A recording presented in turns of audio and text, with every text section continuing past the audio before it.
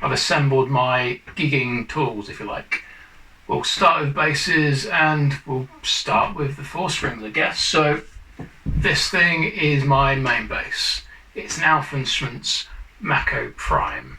It was made for me a couple of years ago to my specs, and is a superb instrument. I strongly recommend you go check out Alpha Instruments. They do some incredible basses. This is probably one of their simpler looking ones, but that kind of suits me. So specs, it's a one-piece black limber body. So in most construction of guitars and basses, you'll have bits of wood glued together to make the body, and then they're painted. However, this is just a one piece of wood, so you get that cool individual grain. So the neck is a ash neck, I believe. Fretboard is Wengi. Hardware is Hipshot throughout, so on the bridge, and the tuners are. It's also got a cool extender, so a flip of switch, I can drop the tuning, so I can go into drop D, so I don't need to retune my bass in between tracks. Really useful. It sounds great. It's an amazing bass to play. The pickups are Nordstrand blades, really high output, really aggressive. The preamp is a Darkglass tone capsule. Cool thing about the tone capsule is, rather than being sort of bass, mid and treble, it's bass, low mids and high mids, which makes much more sense, at least to me anyways. It's got a rotary pot to select pickups or put them into series or parallel rather than doing a blend or a pickup volume. And then it's got an overall master volume, and also this cool little thing where I can put it into passive mode. So if I'm recording and want to bypass the preamp, I can remove the preamp. If my battery for the preamp runs out live, I can put it into passive. So really useful. I love it to bits. It's my number one. It'll always be with me.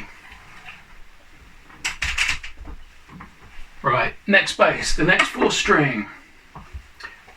This is an Epiphone, Jack Cassidy signature. This is a hollow body bass. I use this on the acoustic stuff primarily. So the Drive acoustic single, which was released last week, was recorded using this.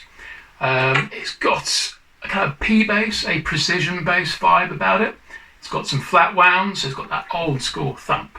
It's super cool. It's been modified slightly, so we've got Hipshot tuners. So this bass now stays in tune, which it didn't before, which ain't cool. Right, going up in number, so 5 string. So I'm naturally and primarily a 4-string player, but out of necessity, I've had to kind of up my game and go to 5 strings. So this was used in Self-Aware, where I need a 5-string, so tracks like Stone and My Bad, etc.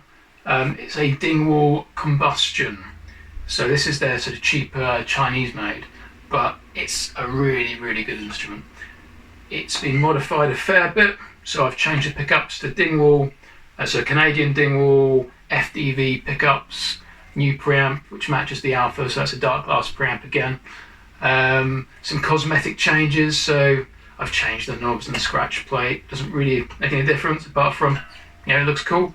And finally, but not least, strings. It's got some Payson black daggers on it. So I don't know if you can see, but they're black and it just kind of adds to the overall look of the bass. So this thing, the low B on it is like nothing else. The obvious thing you've probably spotted is it's got fan frets, and what that gives you is an extended scale length. So rather than like on my Alpha, it's a 34-inch scale, this is a 37.5. So it means you have a lot more tension in your B string, which means it's much more precise and articulate and much more usable. So yeah, it sounds huge and thunderous. I get asked about this bass quite a lot, because I typically gig the Alpha and this Dingwall, and people ask about the fan frets. Are they difficult? Does it take time to get used to? And they're not difficult, and it takes barely any time to get used to. I switch between my standard scale Alpha and this extended scale, multi-scale bass on stage, and it doesn't really take much adjustment. Initially when I got it, it took maybe a few minutes to get used to it, but I've been playing it for a couple of years and yeah, it feels natural. Right, my last bass, and I've had this a few months, is this, and this is just nuts. This is a Dingwall Voodoo Prima artist, I believe, and it is just superb. It is an incredible instrument. The workmanship on this thing is, you know, up there with the Alpher. It's absolutely nuts. I don't know how well that's coming across on camera, but the attention to detail is ridiculous.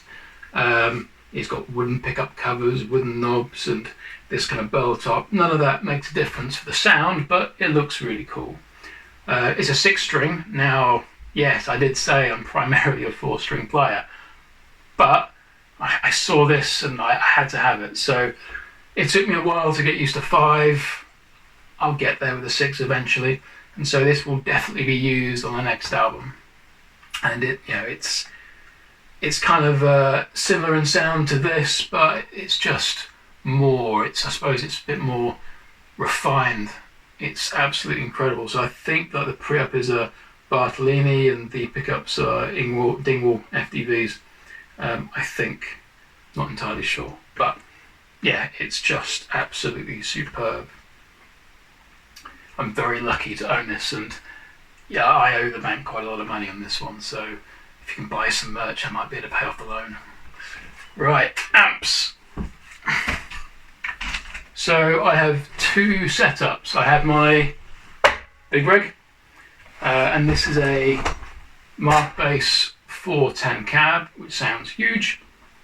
And this thing, this is an Ampeg SVT-VR. So this is a faithful reissue of the classic Ampeg SVTs from the 70s, which is basically, I think, the most recorded rock amp. It sounds amazing. It's 300 watts of valves. It just sounds massive. It's like that classic tone.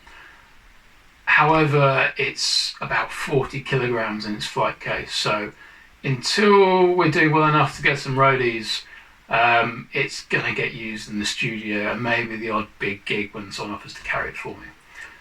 Other than that, it stays boxed up.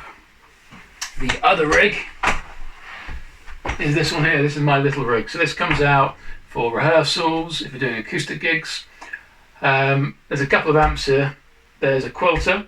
So I normally use this as a backup, or if I need to travel light, because it will just fit in my bass case. Underneath it is a Vanderkley Aurora head and a Vanderkley 112 cab. The Quilter sounds great. It's pretty neutral. It's a good, useful head. The Vanderkley, kind of sounds magical. It's got great warmth to it. It's very powerful. It's 700 watts, I think. It's a very musical, articulate amp. And the cab is a 600 watt 112, and so for its size, it makes a lot of noise, and it's good, I suppose, low end and good definition. So it's a surprisingly versatile little setup. So pedals. I don't use a lot of pedals. So live for nearly the last 2 years, this is all I've been using. So this is a Tech 21 Doug Pinnick signature pedal, and this thing rocks. So I don't know if people are familiar with King's X or Doug Pinnick, but Doug Pinnick's sound is massive. And if you haven't heard them, go check them out and you'll see what I mean. So that pedal is his sound kind of distilled into, effectively, a small floor pedal rather than racks and racks of gear. And it does a pretty good job. So I don't just use his sound, I've crafted my own, but it sounds huge. So rather than just a drive which kind of takes away your low end, this kind of mixes it, and so it keeps your low end. So I think it kind of runs it in parallel through the pedal. So you get all that awesome fat drive sound, but it doesn't strip out your low end, and it sounds massive. So in the studio, you'll hear that on New Republic, and you'll get an idea of the sound from that. Other pedals, this pedal I've used in the studio pretty much throughout. Kind of gives you a bit of an SVT sort of sound. So I had this before I had this bad boy.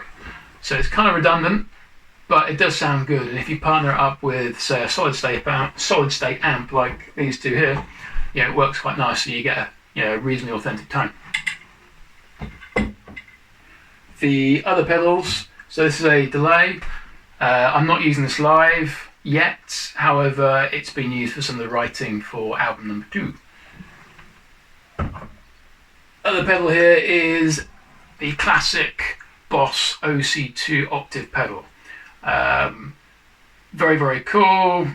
It does what it says on the tin. It's an octave pedal, sounds fat, and you'll hear this on the second album at some point. So that pretty much brings us to an end. Thank you for sticking through, if you're still watching, and listening to my incoherent rambling.